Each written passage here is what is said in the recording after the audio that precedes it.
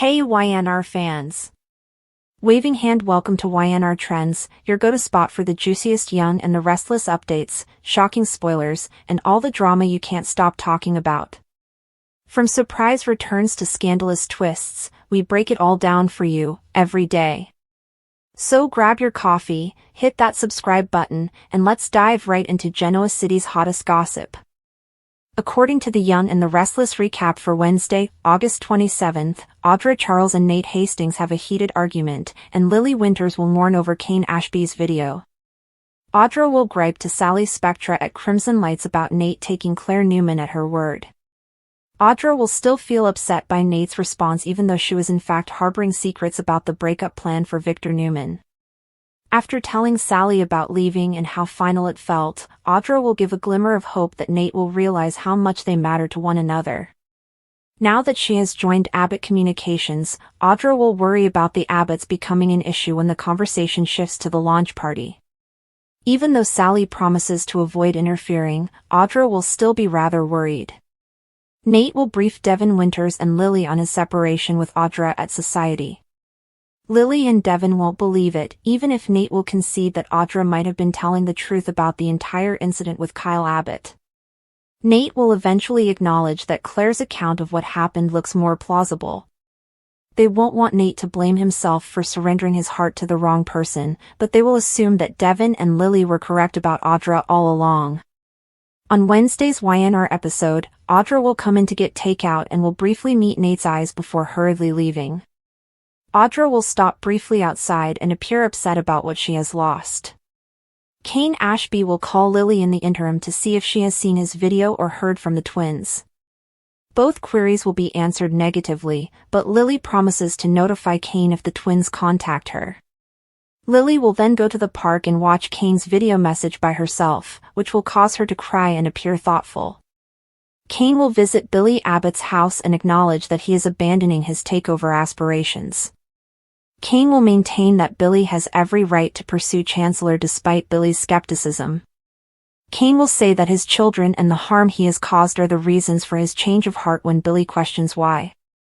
Though he will now understand that you can't give someone something they don't want, Kane will also admit that he wanted Chancellor for Lily. After Kane leaves, Sally will question Billy since she will be suspicious of his presence when she gets home. Billy will inform Sally that Kane has changed his mind about all of his ambitious goals for Genoa City. Billy will have to think about the likelihood that Kane wants to draw attention to himself by portraying him as a danger to the Newmans. That might divert the attention of the Newman clan while Kane fulfills his true purpose. Sally will observe that Abbott Communications will have their first major story if they can determine what Kane is actually up to. Billy will think about Kane's intention to throw him off balance and question why.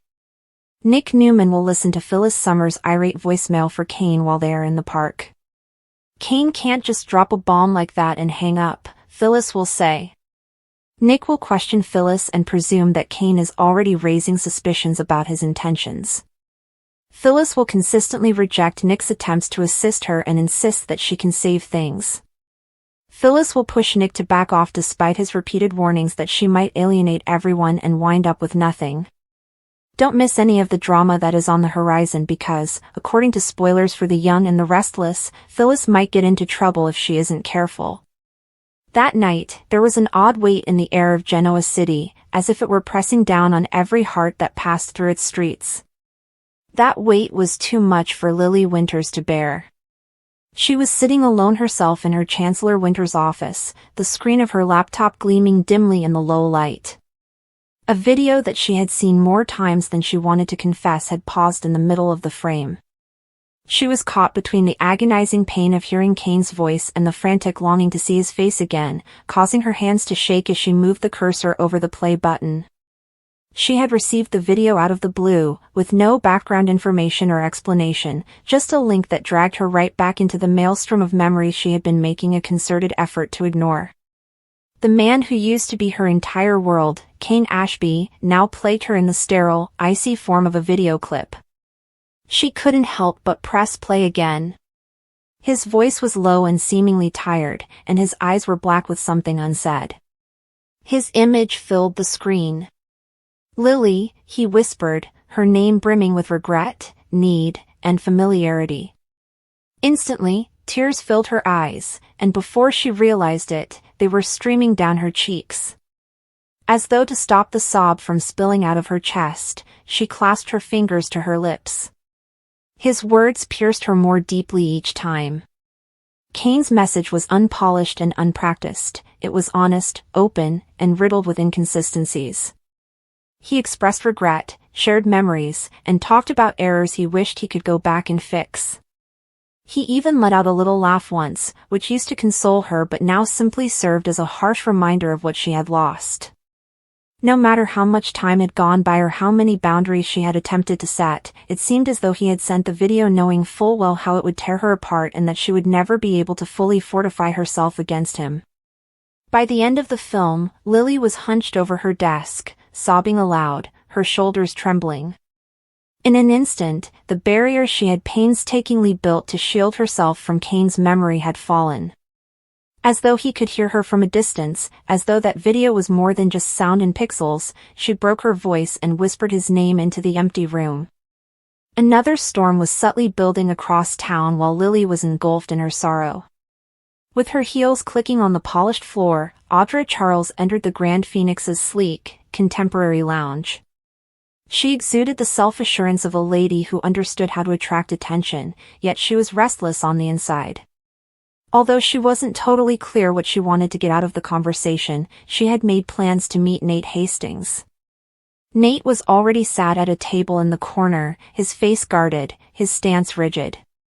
For weeks, the tension between them had been growing as a result of conflicting allegiances, complicated business transactions, and an unsaid element that permeated the air anytime they were in close proximity to one another.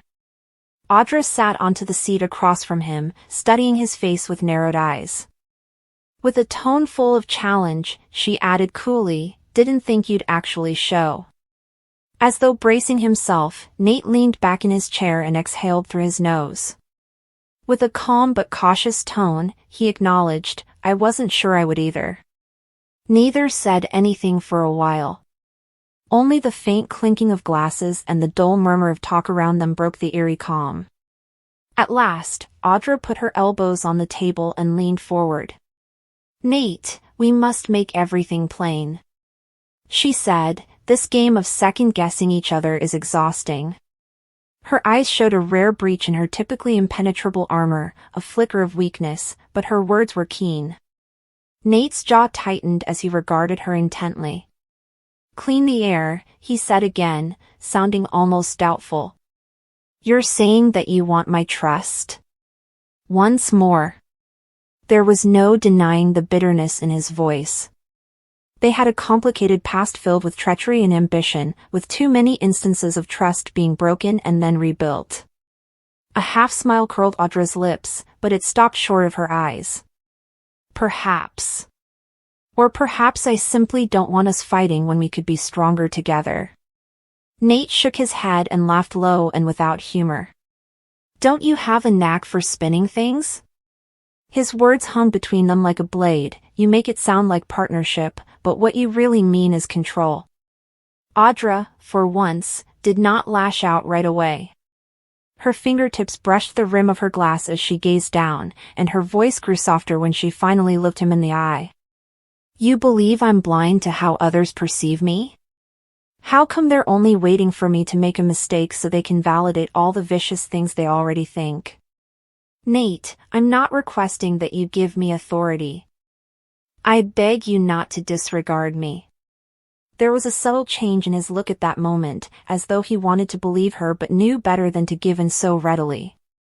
The conflict between them was about trust, vulnerability, and two individuals who had been burned too many times but were still drawn to one another in ways they couldn't explain. It wasn't simply about business or alliances. Long after the video concluded, Lily remained in her office, silent, back at Chancellor Winters. Her chest ached from the weight of her tears, even though they had slowed. She reflected on all Kane had said, the years they had spent together, the family they had created, and the love that had seemed unbreakable at one point. She then reflected on all that had gone wrong, including the falsehoods, the betrayals, and the scars that had never completely healed. In an attempt to gather herself, she used the back of her hand to wipe her face, but the truth was that she had no idea how to proceed. She wasn't sure if the video was a farewell, a request for another chance, or something else entirely. She only knew that it had reopened a wound that she had made a valiant effort to seal, and she wasn't sure she could handle it on her own. The digital landscape of modern entertainment is frequently a disjointed and disorderly place, a patchwork of ephemeral moments and viral sensations that briefly and intensely grab the public's attention before fading into the immense archive of online history.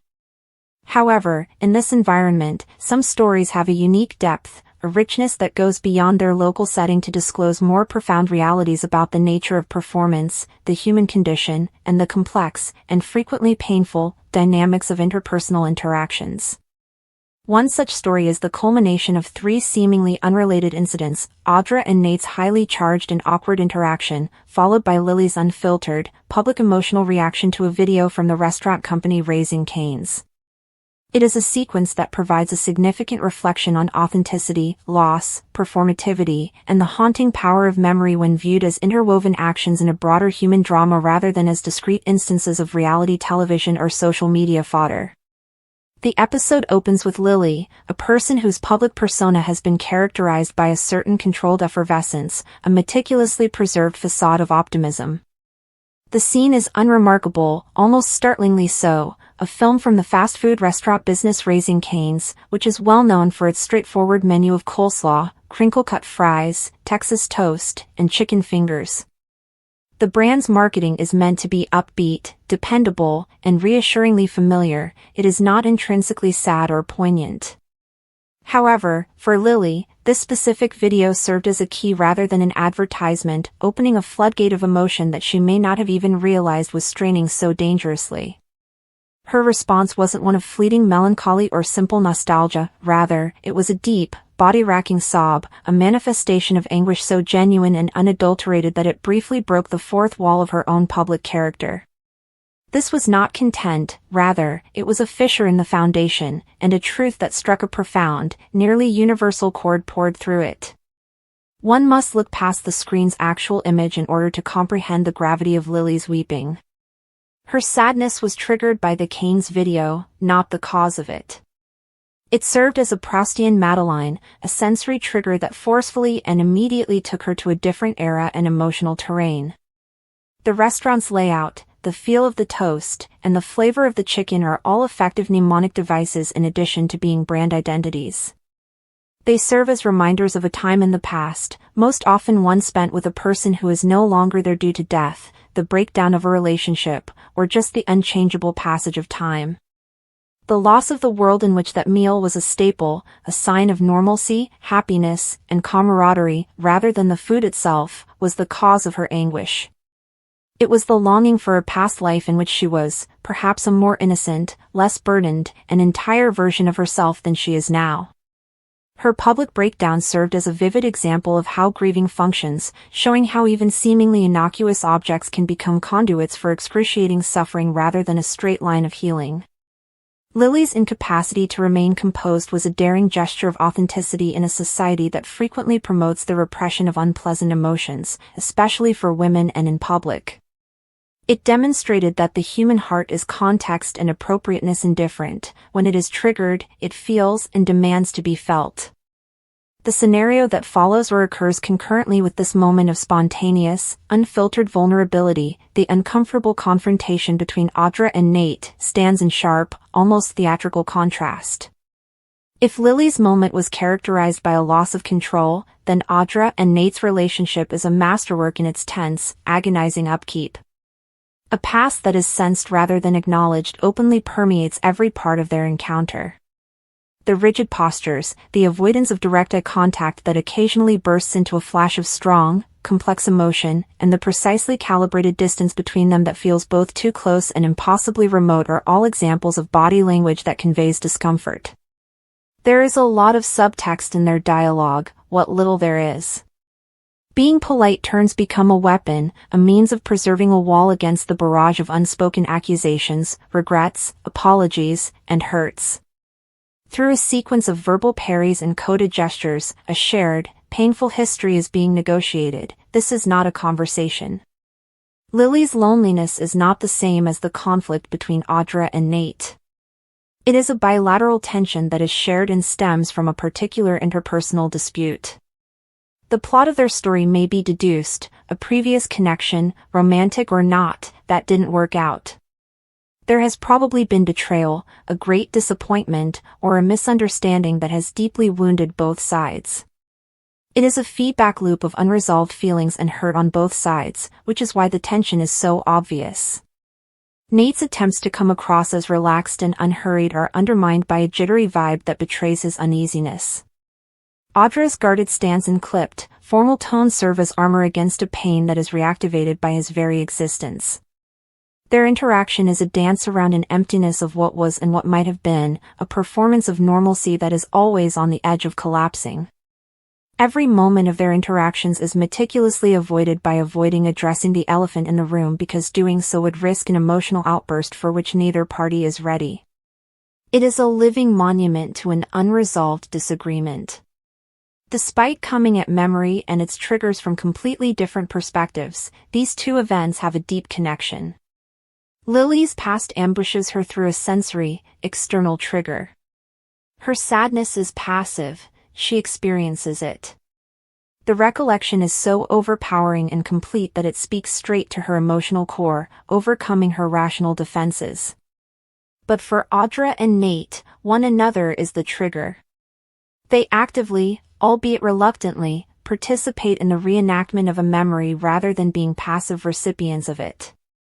Audra's Kane's video is Nate's presence, and vice versa. They represent the whole history of their dispute and are living triggers for one another's suffering. They experience the anguish again in real time when they see each other, rather than just being reminded of it. This draws attention to an important distinction in the way we experience emotional harm. Certain triggers are anthropomorphic and, to some degree, expected, while others are environmental and unanticipated. The experience demonstrates the unique form of suffering that results from encountering a human trigger, in which the object of your suffering is standing in front of you, breathing and speaking, and you are forced to perform in a social pantomime in spite of your inner anguish. These instances also offer a sharp critique of performativity in the contemporary day. Since Lily's breakdown is so obviously not a performance, it is gripping. It is a performance interruption. Her unadulterated feeling is a startling and welcome intrusion of the genuine in a world when so much of life, particularly life lived online, is edited and filtered. The facade breaks down at that point, revealing the true self in all her messy, beautiful, and tragic humanity. Even though she is crying, it is not for the camera. The authenticity of the moment, the feeling that we are witnessing something genuine and personal that was never intended for public consumption, is what gives it its impact. The entire exchange between Audra and Nate, on the other hand, is a performance, albeit a distinct one. It is the performance of social propriety rather than influencer curation. It is the traditional practice of being civil when there is a great deal of hostility or discomfort. Because the social script requires it, they are acting in a manner that is normal, composed, and unconcerned. Otherwise, it would be against unwritten rules to yell, weep, or publicly accuse. Keeping the chaotic, unpleasant, and genuine feelings hidden behind a facade of courteous detachment is the focus of their act. As spectators, we are drawn to this because we are aware of it. This identical act, smiling through grief or having stilted small chat with someone who has truly wounded us, has happened to all of us at some point. As we watch them, we sense the strain of repressed reality, the tremendous pressure that is developing behind a very thin and delicate veneer. This scene has a wide range of emotional resonance and repercussions. Lily's public expression of grief exposes her to a range of public reactions, even though it is clearly cathartic in the moment. People who understand the unexpected ways that sorrow can return and who see their own concealed grief in hers will show her a great deal of empathy. She will, however, also encounter incomprehension and mockery from people who cannot understand such a response to a fast food commercial, underscoring the social incapacity to tolerate difficult feelings and the ongoing demand to rationalize one's suffering. For Audra and Nate, their tense encounter is only one more chapter in their ongoing journey rather than its conclusion. These encounters rarely bring about closure, rather, they frequently reaffirm pre-existing injuries and promote victimization and resentment narratives. Both they and bystanders will re-examine, dissect, and misinterpret the encounter, each repetition escalating the feelings involved and making any possible future resolution more difficult. In the end, the tale of Audra and Nate's uncomfortable encounter and Lily sobbing over the Kane's video is a complex diptych on the human experience of suffering and how we deal with it in a world that is constantly observing. Lily serves as a reminder that everyone is engaged in a conflict we are unaware of and that history is stored within of us, waiting to surface at the first sign. She also symbolizes the private, inner realm of pain that can be triggered by the most harmless of stimuli. The painful and intricate dance between two individuals who have a history of hurt and are compelled to maintain civility while battling a past that won't go away is symbolized by Audra and Nate.